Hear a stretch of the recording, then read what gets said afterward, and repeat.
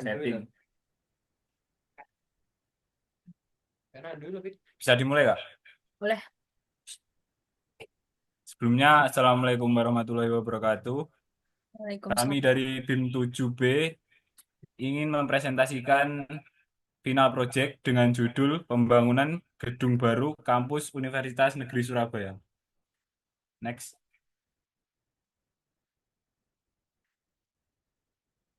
Sebelum mulai, izinkan saya untuk mengenalkan anggota kelompok kami. Yang pertama, Muammar Khadafi. Yang kedua, Erliah Husna Humaida. Yang ketiga, Ahmad Fajar Dwi Purnomo. Yang keempat, Jadwigi Tegar Alsyam. Yang kelima, Muhammad Fernanda Arya Satya. Yang keenam, Abdurrahman Al-Ghofiki. Dan yang ketujuh, Rahmat Akbar. Mohon maaf, kemarin bukannya berlapan ya? Ini Kak, yang satu nggak ada kabar ya? Oh ya udah. Oke, lanjut. Itu gimana Kak? Dia kata nggak ada kabar sama sekali.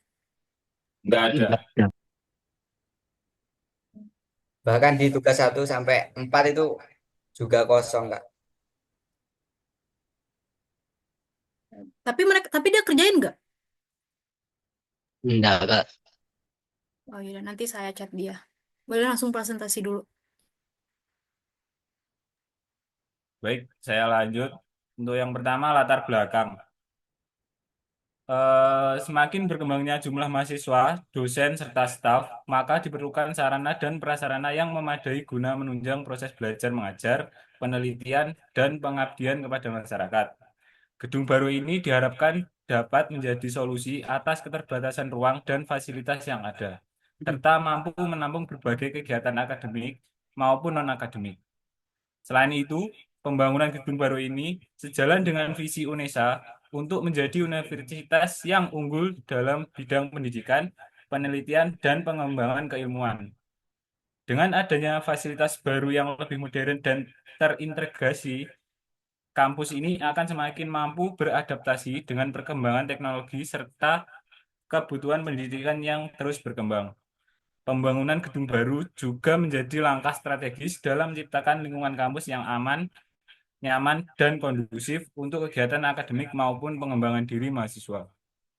Next.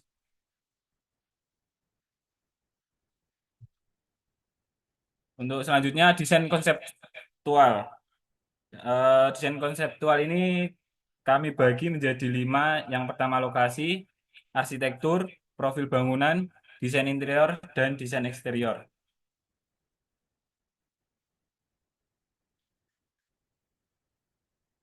Untuk yang pertama lokasi.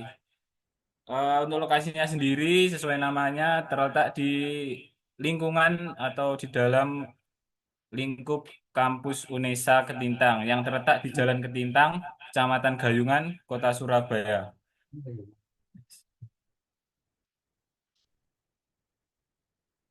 Untuk selanjutnya siklus pencapaian untuk sirkulasi mencakup sirkulasi kendaraan dan pejalan kaki. Dalam menganalisa sirkulasi, hal yang penting diperhatikan adalah sirkulasi kendaraan di sekeliling tampak.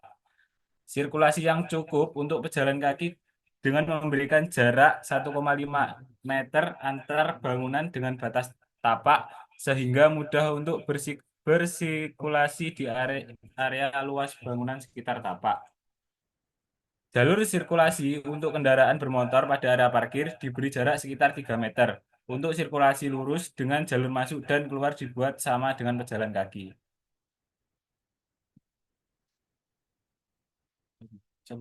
Ya. Untuk yang selanjutnya, arsitektur. Bangunan ini juga dirancang dengan ventilasi alami untuk memaksimalkan sirkulasi udara, mengurangi ketergantungan pada pendingin udara, dan meningkatkan efisiensi energi. Selain itu, material bangunan ramah lingkungan seperti batu bata lokal dan kayu daur ulang digunakan untuk meminimalkan dampak lingkungan. Aspek sosial ditekankan melalui penyediaan ruang seperti plaza terbuka, taman, dan ruang serbaguna yang dapat dimanfaatkan oleh mahasiswa dan masyarakat sekitar. Jalur akses yang ramah juga disiapkan untuk menciptakan lingkungan yang inklusif. Dari sisi ekonomi, bangunan ini menyediakan area komersial untuk UMKM lokal serta ruang coworking yang dapat disewakan untuk mendukung kegiatan ekonomi.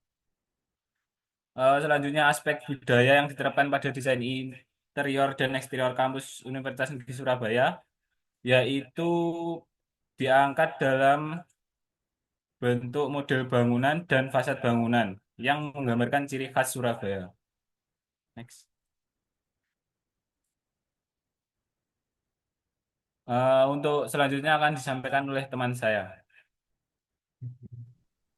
Baik, terima kasih. Selanjutnya masih mengenai desain konseptual. Di sini masih membahas mengenai profil bangunan. Gedung baru di kampus Universitas Negeri Surabaya atau UNESA ini adalah sebuah bangunan modern yang dirancang dengan luas total 2.100 meter persegi atau dengan ukuran 70 kali 30 meter dan terdiri dari 11 lantai. Berdiri di atas lahan seluas 4.050 meter persegi, gedung ini hadir sebagai jawaban atas kebutuhan ruang kelas tambahan di kampus sekaligus menjadi pusat aktivitas baru yang mengedepankan efisiensi dan keberlanjutan. Bagian-bagian bangunan ini terdiri dari basement yang terdapat gudang, server elektronik, elektronikal, dan bak recycling water. Kemudian dari lantai 1 sampai 4 terdapat ruang kelas, dari lantai 5 terdapat food court, pusat UMKM, dan roof garden. Lantai 6-nya ada ruang dosen, kemudian dari lantai 7 sampai 9 ada laboratorium, perpustakaan, musola, dan fasilitas umum. Lalu dari lantai 10 ada LMR, outdoor AC, panel surya, dan RWT. Next.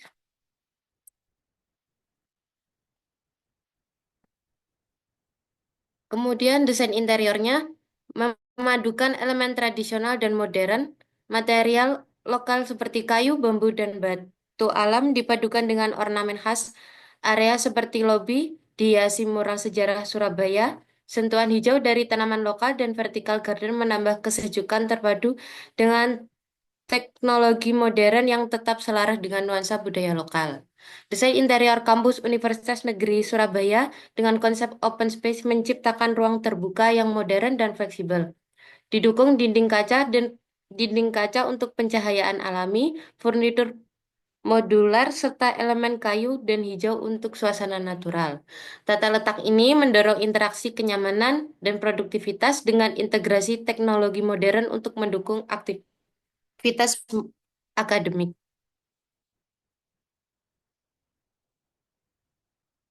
Kemudian ada desain eksterior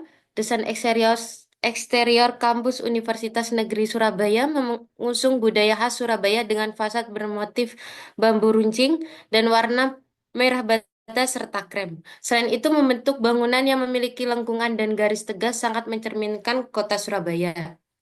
Tampak eksterior bangunan dirancang dengan landscape hijau yang menonjolkan tanaman khas Surabaya, menciptakan suasana yang asri dan mencerminkan identitas lokal, kombinasi elemen budaya, berkelanjutan, serta nilai sosial dan ekonomi ini bertujuan menciptakan kampus yang ikonik sekaligus berkontribusi pada pembangunan berkelanjutan di Surabaya.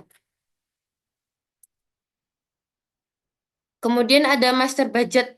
Acuan biaya 6 juta per meter persegi adalah estimasi rata-rata berdasarkan pengalaman konstruksi di Indonesia, khususnya untuk bangunan bertingkat tinggi seperti gedung kampus, perkantoran, atau apartemen. Nilai ini bisa menjadi referensi awal, tetapi sebenarnya dapat bervariasi tergantung pada banyaknya faktor. Kenapa sih harus 6 juta per meter persegi? Nah, bisa dilihat dari detail rincian biaya atau estimasi kasarnya.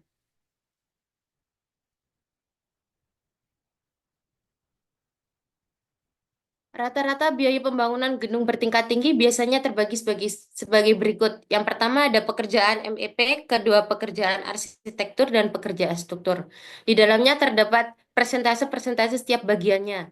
Untuk pekerjaan MEP sekitar 30, 20, 25 sampai 35% dengan nilainya 3 juta sampai 4 juta per meter persegi. Kemudian ada pekerjaan arsitektural dengan nilai 20-30% dengan budget harga 2 juta sampai 3 juta per meter persegi. Dan ada pekerjaan struktur dengan nilai 40-50% dengan rate harga 5 juta sampai 6 juta per meter persegi. Dengan total 10 juta sampai 14 juta per meter persegi dengan 12 juta per meter persegi sebagai nilai rata-ratanya. Selanjutnya akan dijelaskan oleh teman saya. Terima kasih. Untuk selanjutnya, acuan biaya untuk jasa. Yang pertama, jasa kontraktor. Persentase biaya kontraktor dihitung berdasarkan praktik umum proyek konstruksi dan seringkali dipengaruhi oleh tender dan kontrak yang digunakan.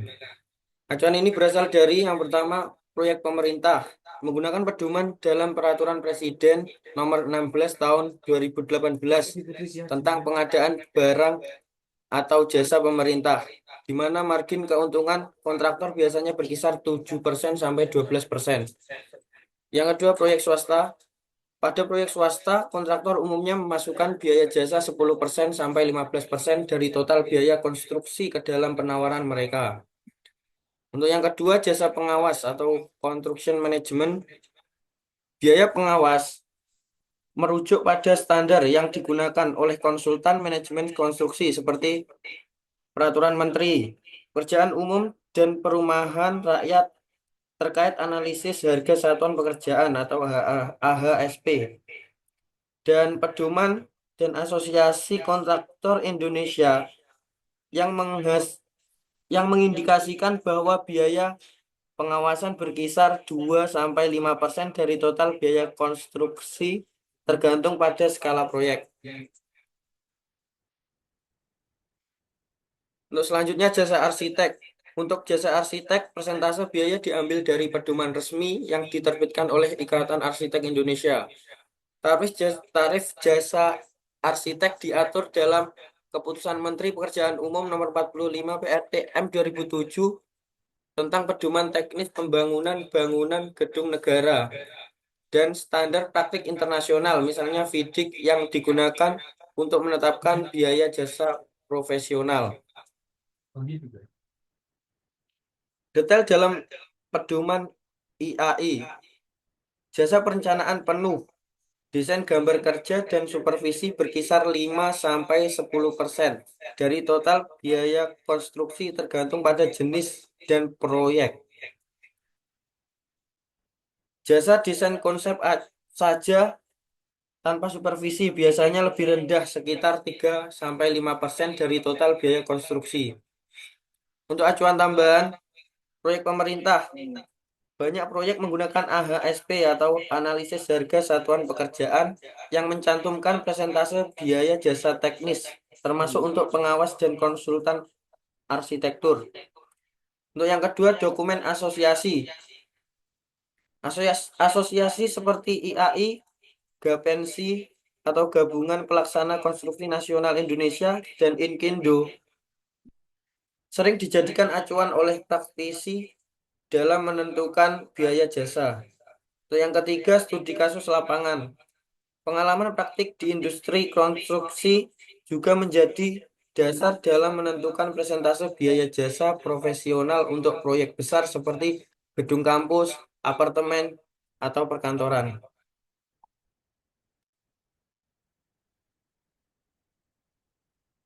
Berikut untuk kasar RAB. Untuk pengadaan tanah, lahan siap bangun, jumlah harganya 8.100.000.000. Untuk pembelian tanah lebih besar dari 10 meter persegi dikenai pajak dan notaris, jumlahnya 810 juta. Untuk biaya atas perolehan hak tanah dan bangunan, jumlahnya 40.500.000. Untuk biaya bangunan, strukturnya 40.085.336.000. Untuk arsitekturnya 20.042.668.000. Untuk MEP-nya 30.064.002.000 dengan total 90.192.006.000. Dan untuk biaya jasa profesional selanjutnya totalnya 15.332.641.020 rupiah. Untuk biaya administrasinya jumlahnya 1.803.840.120 rupiah.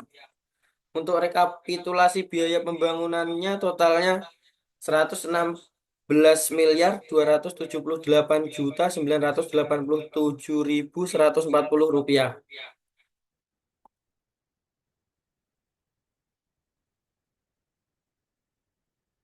Berikut untuk analisis cuaca. Untuk analisis cuaca di daerah Surabaya untuk sampai bulan Desember ini adalah panas, sehingga pendingin ruangan lebih dibutuhkan daripada penghangat ruangan dengan kondisi polusi udara cukup tinggi, khususnya pada 21 September sampai 20 Desember. Hal ini bisa dilihat dari bar merah yang menunjukkan kecenderungan yang tinggi. Untuk cara terbaik untuk mencegah perubahan iklim, yang pertama, memasang kaca berbayang untuk mengkontrol paparan sinar surya. Yang kedua, bukaan besar untuk menghubungkan bagian dalam dan luar. Yang ketiga, menggunakan rasio kaca yang lebih besar. Untuk yang keempat, menggunakan sistem pendingin ruangan yang efisien. Untuk yang kelima, area luar ruangan yang teduh dengan kipas angin.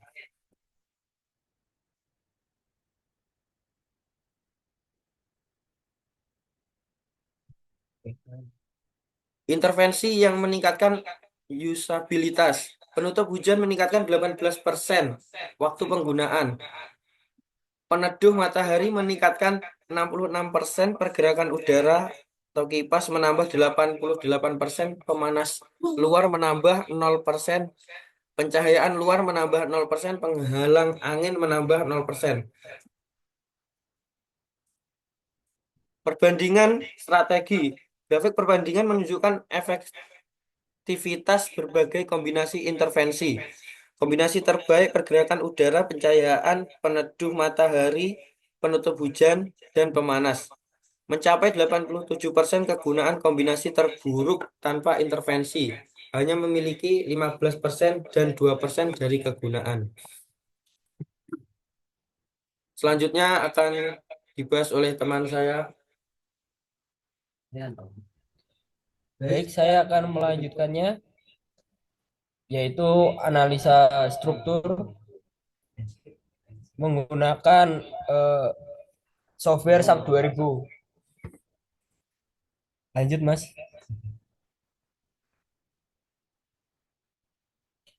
Sebelumnya kita membahas preliminary desainnya dulu. Yang pertama, untuk dimensi kolom lantai 1 sampai 4 itu menggunakan kolom 80 kali 80. Kemudian di lantai 5 sampai 9 menggunakan kolom 60 kali 60. Selanjutnya dimensi balok, kita menggunakan 2 dimensi balok. Untuk yang pertama untuk arah Y, yaitu dengan panjang bentang 6,6 meter menggunakan balok 35 kali 75. Selanjutnya yang kedua balok arah X dengan bentang 6 meter menggunakan balok 30 kali 60. Yang terakhir plat lantai dan atap. Pada plat lantai 1 sampai 9 menggunakan plat tebal 12 cm dan plat atapnya menggunakan tebal 10 cm.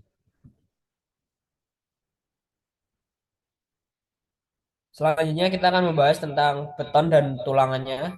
Yang pertama untuk semua jenis struktur yaitu kolom, balok, dan plat itu menggunakan beton mutu K350.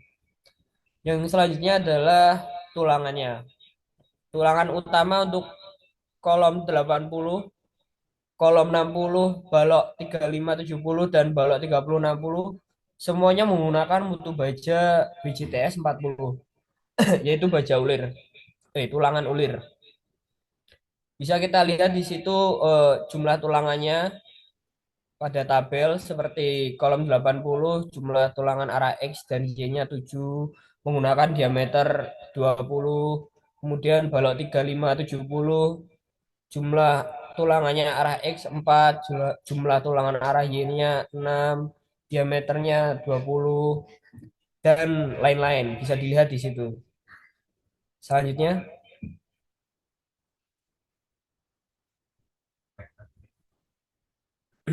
ini penulangan pada plat lantai. Plat lantai menggunakan mutu baja BJTP 280 yang artinya menggunakan tulangan polos dengan jarak antar tulangannya itu 150 mili atau 15 cm, diameter tulangannya 16 ya 16 mili. Kemudian menggunakan satu layer saja dan tebal platnya adalah 12 cm.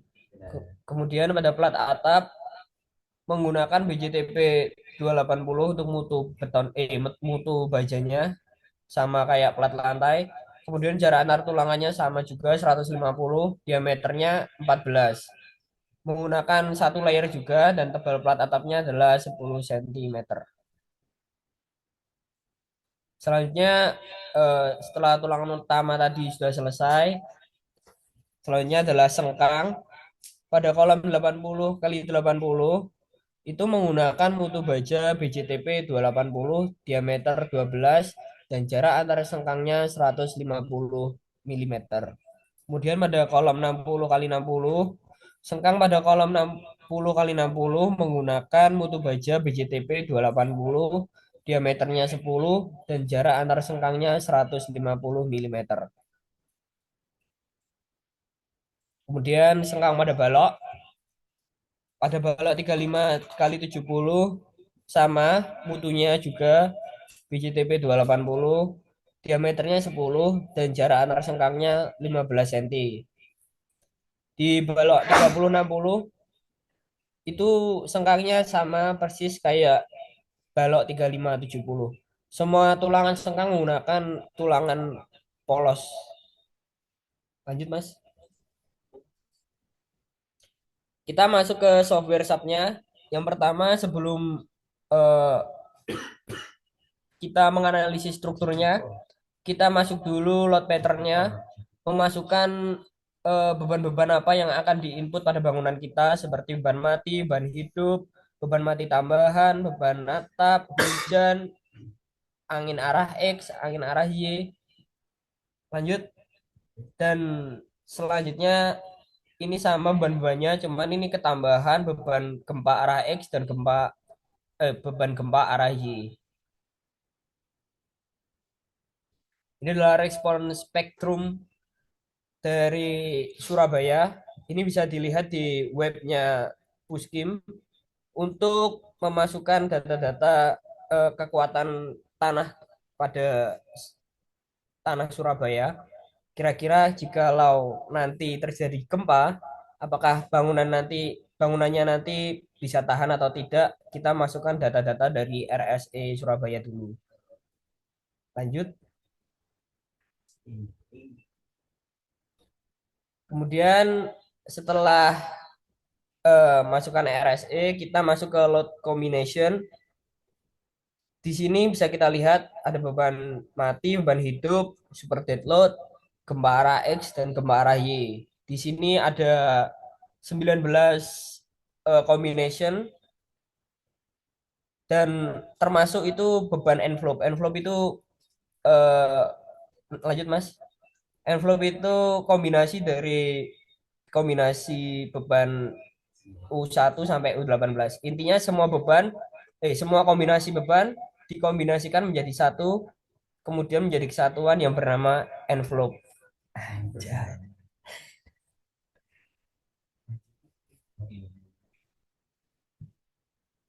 Ini penjelasan tentang beban hidup. Beban hidup pada bangunan gedung kampus menurut SNI 1727/2020 adalah 1,92 kilonewton per meter persegi atau 195,78 kilogram per meter persegi. Kemudian beban mati pada SAP 2000 kita tidak perlu memasukkan beban mati karena pada software SAP 2000 itu otomatis menganalisa beban mati itu sendiri. seperti berat struktur sendiri. Selanjutnya beban mati tambahan atau SDL atau super dead load. Menurut SNI 1727/2020, beban mati tambahan atau SDL pada bangunan kampus atau sekolah itu 0,25 sampai 0,5 kilonewton per meter persegi. Dan kita mau ambil beban paling besar yaitu 0,5 kilonewton per meter persegi atau 50,98 kilogram per meter persegi.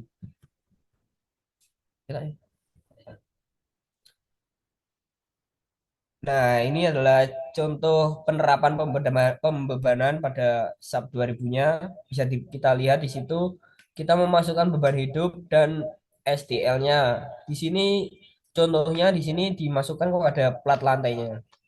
Selain plat lantai itu juga dimasukkan juga di balok-balok yang di atasnya itu ada dindingnya. Jadi baloknya menerima beban SDL super dead load, yaitu dinding itu sendiri. Setelah pemodelan selesai, pembebanan selesai, load combination selesai, kita akan run analisis untuk mengetahui apakah bangunan kita sudah kuat atau belum. Next. Nah, setelah dianalisis bisa kita lihat ini adalah deformation shape. Ini adalah bentuk dari bangunannya ketika kita memasukkan semua kombinasi pembebanannya seperti bahan hidup, bahan mati, gempa, angin dan lain-lain. Kemudian bisa kita lihat seperti di atas ada bangunan-bangunan yang mengalami lendutan di situ, tapi tidak sampai patah. Lanjut. Ini adalah sel stresnya. Ini adalah tegangan pada selnya atau di sini bisa kita lihat pada plat lantai, plat atap dan shear wall-nya. Di sebelah kanan ada indikator warnanya. Semakin merah atau ungu itu berarti bangunan tersebut mengalami tegangan yang lebih besar daripada warna hijau, biru atau kuning. Bisa kita lihat di situ. Oke, lanjut. Ini pada plat dan selnya ya. Kemudian ini adalah run analisis. Ada frame-nya. Frame itu kayak kolom dan balok. Kemudian setelah di run analisis, di situ bisa kita baca all concrete frame pass the stress or capacity check or are design. Artinya frame kita, kolom dan balok kita itu sudah memenuhi standar PUPR. Maksudnya tidak sampai putus, maksudnya sampai kuat menahan beban-beban yang sudah kita masukkan tadi. Berarti kolom dan balok kita itu sudah kuat, intinya seperti itu. Dan di situ kita bisa lihat kolom kita itu berwarna orange. Nah, kalau kata dosen saya itu sangat bagus sekali. Karena apa? Karena kalau kolomnya itu berwarna biru, itu artinya kita itu boros. Benar kuat tapi kita terlalu boros. Nah, kalau sampai berwarna merah itu putus. Jadi orange itu sangat ideal. Intinya seperti itu. Bangunannya kuat. Next, selanjutnya akan dilanjutkan oleh teman saya. Baik, selanjutnya yaitu pemodelan BIM. Dalam tugas kali ini kita menggunakan software BIM Revit untuk memodelkannya untuk menghasilkan gambar kerja dan tampaknya. Next, Mas. Yang pertama ada dinas struktural, yaitu dinas rencana pondasi dan slope. Dapat kita lihat di sini untuk pondasinya kita menggunakan pondasi foot plate dengan tiang pancang dengan ukuran 180 kali 250 cm dengan ketebalan 900 mm dan kedalaman tiang pancangnya 6000 mm. Di sini dapat kita lihat ada dua jenis pondasi, yaitu yang pertama ada pondasi tiang pancang dan pondasi raf yang kita gunakan untuk menumpu shear wall-nya.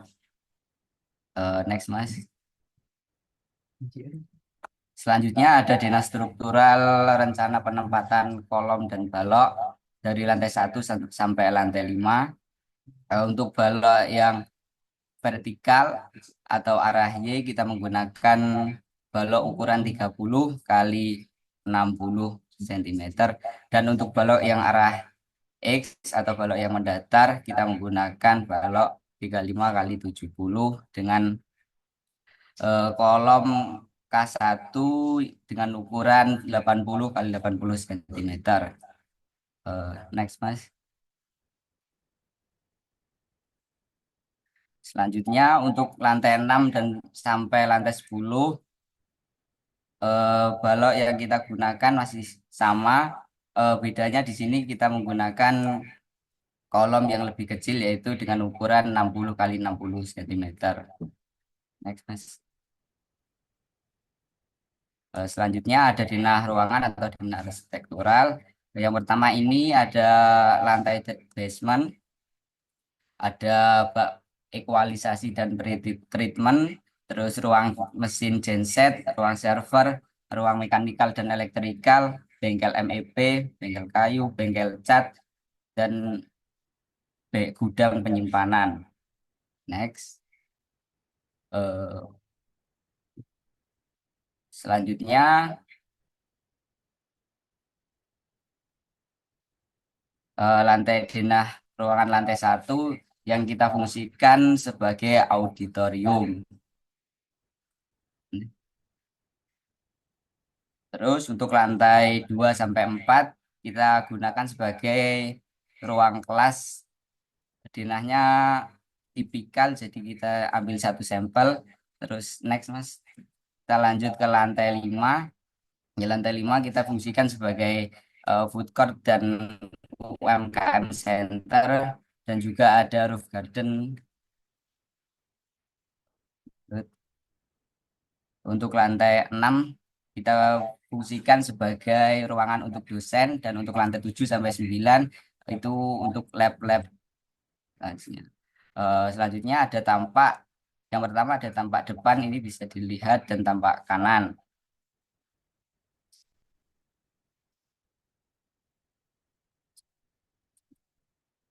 Selanjutnya ini ada tampak belakang, ada tampak kirinya.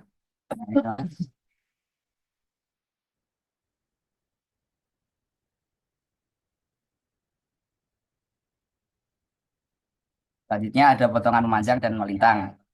Jadi kita ketika sudah memodelkan menggunakan software BIM, kita dapatkan ini gambar kerjanya dan potongannya itu lengkap, jadi lebih mudah. Next. Akan disampaikan oleh teman saya. Silakan, Mas. Baik, saya akan melanjutkan ke visualisasi project. Sebelumnya, visualisasi project ini merupakan render dengan menggunakan aplikasi Enscape. Next, Mas.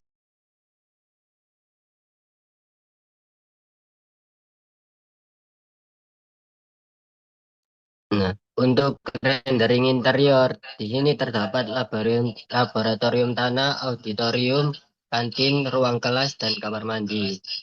Next, Mas. Selanjutnya untuk render eksterior, di sini dapat terlihat bahwa kita mayoritas menggunakan curtain wall dan fasad berbentuk bambu runcing yang merupakan budaya Surabaya. Dan gambar di sebelah kanan merupakan roof garden yang terdapat di lantai 5, terkoneksi dengan food court. Next, Mas.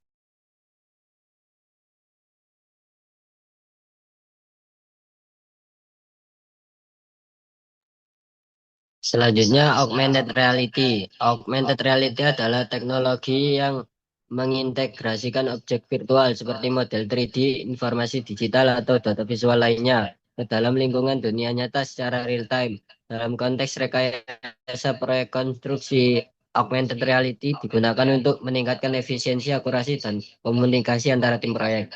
Untuk software yang digunakan yaitu menggunakan Augin. Next, Mas. Selanjutnya akan dilanjutkan oleh teman saya. Oke, terima kasih atas waktunya. Selanjutnya kita akan membahas tentang aspek sosial, ekonomi, dan budaya. Pertama kita mulai terhadap aspek sosial ekonomi. Gedung baru di kampus Universitas Negeri Surabaya UNESA memberikan dampak positif yang signifikan dalam aspek sosial, ekonomi, dan budaya, baik bagi mahasiswa maupun masyarakat sekitar. Dari sisi sosial, gedung ini menyediakan ruang kelas tambahan yang memadai untuk mendukung proses belajar mengajar, serta area food court modern yang ada di lantai dasar yang menjadi tempat interaksi mahasiswa, staf, dan masyarakat. Kehadiran ruang ini menciptakan lingkungan yang inklusif dan dinamis, di mana pertukaran ide dan kolaborasi dapat terjadi dengan lebih mudah. Dalam aspek ekonomi, gedung ini membuka peluang bagi pelaku UMKM lokal untuk berkembang melalui penyediaan ruang usaha yang nyaman dan strategis di area food court. Hal ini tidak hanya meningkatkan pendapatan pedagang lokal, tetapi juga memperkuat hubungan kampus dengan komunitas yang ada di sekitarnya. Contohnya seperti masyarakat yang ada di sekitarnya. Next. Selanjutnya kita mulai ke aspek budaya. Bukan hanya pada tema dan bentuk bangunan, aspek budaya juga menjadi perhatian dengan food court-nya yang dirancang untuk mendukung keberlanjutan kuliner khas Surabaya dan Jawa Timur. Sajian lokal seperti rujak cingur, rawon, dan lontong balap diharapkan menjadi daya tarik yang memperkenalkan kekayaan budaya kuliner kepada mahasiswa dan pengunjung dari luar daerah maupun dalam daerah. Selain itu, keberadaan ruang hijau di sekitar gedung dapat digunakan sebagai lokasi menggelar kegiatan seni dan budaya khas Jawa Timur, serta pementasan ludruk, tari remo, atau pasar budaya yang melibatkan masyarakat lokal. Kombinasi fungsi edukatif, sosial, ekonomi, dan budaya menjadikan gedung ini sebagai ikon baru yang mempresentasikan kearifan lokal sekaligus mendukung keberlanjutan pembangunan di Surabaya. Oke, selanjutnya akan dijelaskan oleh teman saya. Selanjutnya, selain aspek sosial budaya yang diterapkan pada proyek kita kali ini, juga ada aspek green atau sustainability. Dalam tugas kali ini kita menerapkan konsep green building dalam yaitu satu, menggunakan material ramah lingkungan dengan memanfaatkan bahan lokal untuk mengurangi emisi karbon ketika transportasi material. Selanjutnya ada ruang terbuka hijau untuk menyediakan area hijau seperti taman di atap rooftop atau balkon hijau untuk mendukung keberlanjutan ekosistem dan meningkatkan kenyamanan penghuni, menggunakan tanaman untuk mengurangi panas dan menyerap polusi udara, dan juga menerapkan konsep efisiensi air dengan menggunakan sistem daur ulang air atau grey water recycling untuk keperluan non-potable seperti penyiraman tanaman atau flushing toilet. Dan juga ada pemasangan panel surya di lantai atas. Untuk alur dari recycling water, yang pertama yaitu sumber grey water. Jadi dari sumber grey water seperti wastafel, keran itu, kemudian air limbahnya, air kotorannya disalurkan ke bak pre-treatment yang ada di basement, terus ke bak ekualisasi, terus ke bak infeksi, terus dinaikkan ke RWT, dan kemudian digunakan untuk flushing toilet atau penyiraman tanaman. Selanjutnya ada roof garden dan pedestrian.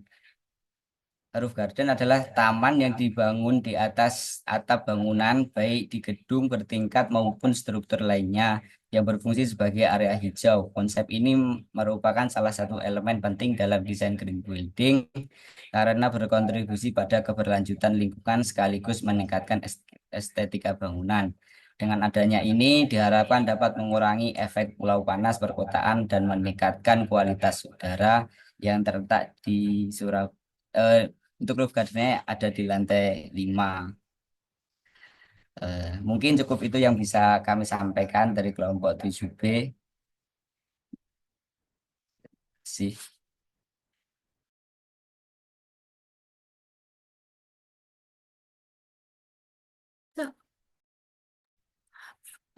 Video animasinya udah ada belum? Kan jadi gini Kak, kalau di Tor itu ada yang namanya proyek visualisasi. Nah, itu ada 4 pilihan. Oh, Yang jadi setelah kalian milih ini aja. kita pilih 2 yang pakai AR sama rendering itu. Oke. Mungkin saya cuma mau ngasih saran aja. Kan tadi kalian ada tuh yang screenshot dari aplikasi SAP 2000 tadi atau apa gitu. Kan ada warningnya tuh. Mungkin nanti kalau di screenshot kalian boleh silang dulu atau dihilangkan dulu kali ya. Terus, Eh, Kak, ya, itu justru malah ngasih tahu kita kalau frame kita itu kuat, Kak. tapi gambarnya nggak kelihatan kan jadinya. Ketutup. Delan-delan.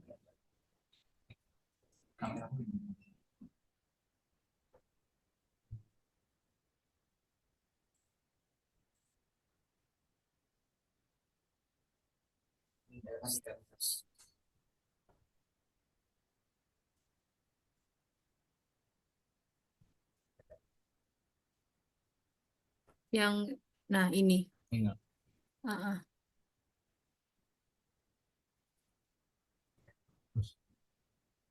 Itu. Bisa dihilangkan nggak sih itu? Disilang dulu nanti baru di screenshot mungkin. Yang ada warning itu. Tapi itu justru ngasih tahu Kak kalau itu frame-nya itu kuat. Oh gitu ya. Tapi Iya, nggak bisa disilang itu. bisa disilang. Ya, oke. Terus saya mau, Tapi nanti jadi Hmm? nggak kelihatan kalau bangunan kita itu kuat atau enggak. Oh, oke. Saya kurang ngerti ya kalau misalnya gitu. Cuman menurut saya bagusnya disilang gitu. Terus habis itu Baik, ini Kak. ya untuk kalian kan nggak semuanya di ini kan di kamar atau di rumah kan itu kan ada di dekat kalian mungkin ada orang atau ada siapa mungkin kalian bisa misah dulu atau minta sama temennya biar kalian nggak fokus ke mereka jadi kalian fokus ke presentasinya itu aja sih mungkin saran saya ya soalnya Nah, omongan kalian kedengeran kan tadi omongan temennya gitu mungkin itu aja dan ini juga presentasinya udah lebih lengkap dari yang kemarin ya. Oke, mungkin sekian aja saran sama ini. Lain kali kalau ada presentasi apa, dimohon tepat waktu ya, biar nggak nunggu kayak gini, nggak kejadian kayak gini lagi. Baik, Kak. Oke, udah. Terima kasih untuk partisipasinya kalian. Sama, Kak. Kak, terima kasih. Oke, assalamualaikum. Waalaikumsalam. Waalaikumsalam.